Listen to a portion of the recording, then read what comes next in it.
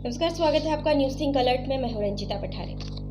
किसी और देश से आकर भारत पर यदि कोई आतंकी हमला करता है तो उस हमले के लिए हमारे अपने ही हमें दगा दे जाते हैं। कभी ऐसा नहीं हो सकता कि कोई बड़ा हमला हुआ हो और उसके गुनहगारों को भारत में किसी ने पनाह नहीं दी हो।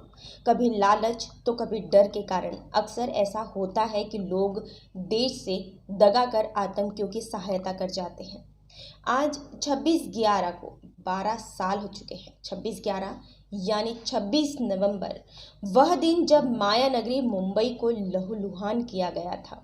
26 नवंबर की घटना जो 2008 में घटी थी, उसे याद करके ही हर देशवासी कांप जाता है। ये वो दिन था जब मुंबई की ताज होटल, वीटी स्टेशन और अन्य बड़े बड़े स्थानों पर आतंकियों ने घात लगाकर हमला किया था।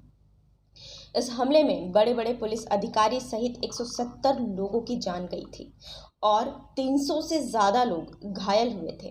हमें अभी तक यही लगता है कि 26/11 को जो हमला हुआ था उसमें केवल पाकिस्तान और वहां से आए आतंकी जिम्मेदार थे, लेकिन ये पूरा सच नहीं है।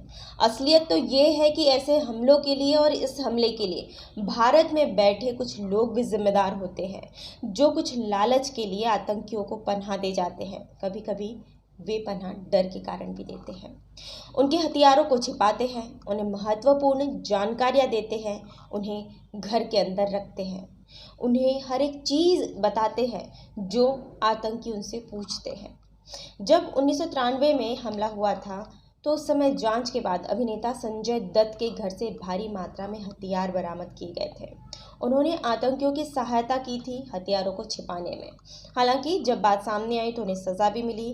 कुछ समय पहले ही उनकी सज़ा पूरी हुई है। अब जब ऐसे ही पुलवामा हमला हुआ था, पुलवामा में 40 जवान शहीद हुए थे, तो उस हमले में भी ये सामने आया था कि जो विस्फोटक हमले के लिए उपयोग किया गया था, उस विस्फोटक को भारत में ही छिपाया गया था, यानी उस विस्फोटक को भी भारत के नागरिक ने छिपाने में मदद की थी आतंकियों की। अब ऐसे ही मुंबई हमले के लिए महेश भट्ट के बेटे को दोषी ठहराया जा रहा है। कहा जा रहा है कि राहुल भट्ट ने पाकिस्तानी आतंकवादी संगठन लश्कर ए तैयबा के सदस्य और मुंबई हमले के दोषी जो भी जेल में है, डेविड हेडली की सहायता की थी। कई लोगों का कहना है कि डेविड हेडली ने उस वक्त राहुल भट्ट के घर जाकर उनके यहाँ हथियार छिपाए थे, उनके यहाँ आतंकवादियों को छिपाया था। हालांकि ये अभी तक साफ नहीं हो पाया है और राहुल भट्ट ने इन सब चीज़ों से साफ साफ इनकार कर दिया है। एक इंटरव्यू में राहुल ने ये बताया था कि डेविड से उनकी मुलाकात मुंबई के अमेरिकन जिम में हुई थी।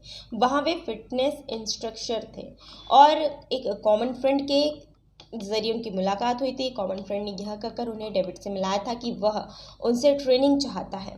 इस दौरान उनकी दोस्ती हुई। राहुल ने यह भी बताया था कि हेडली से अक्सर वे नहीं मिलते थे, यानी उनकी मुलाकात बहुत ही कम होती थी। हेडली ने 26/11 के हमले से पहले ही राहुल को मेल कर साउथ मुंबई की ओर न जाने की सलाह दी थी।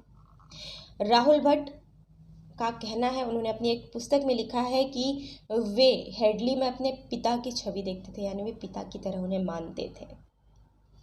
अब राहुल भट्ट ने आतंकी का साथ दिया या नहीं, ये तो जांच एजेंसी की कार्रवाई का विषय है। राहुल भट्ट ये कह चुके हैं कि उन्हें ये नहीं पता था कि हेडली जो है वो आतंकवादी है, उनका संबंध किसी आतंकी से है। अगर ऐसा होता तो मैं उसकी सहायता क्या, उसके साथ मित्रता भी नहीं करता, उसके साथ दोस्ती भी नहीं करता। हालांकि अभी भी इस मुद्दे पर जांच जारी है, लेकिन कुछ लोग तो होंगे जो भारत में छिपकर बैठे हैं, जिन्होंने आतंकियों की सहायता की होगी। ऐसे लोगों को आखिर सज़ा कब मिलेगी? फिलहाल इस रिपोर्ट में इतना ही था। ऐसे वीडियोस की जानकारी के लिए बने रहिए न्यूज़ थिंक अलर्ट के साथ। Thank you.